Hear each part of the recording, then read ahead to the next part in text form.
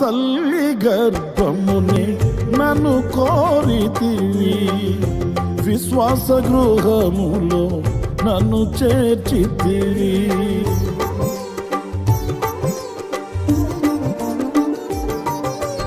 నా తల్లి గర్భమునే నన్ను కోరితివి, విశ్వాస గృహములో నన్ను చేర్చితివి.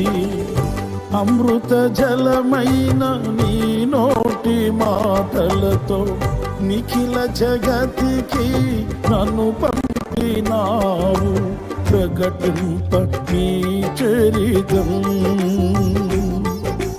నా జన్మ నిజ ఫలితం. ప్రకటింప నీ చరితం, నా జన్మ నిజ ఫలితం.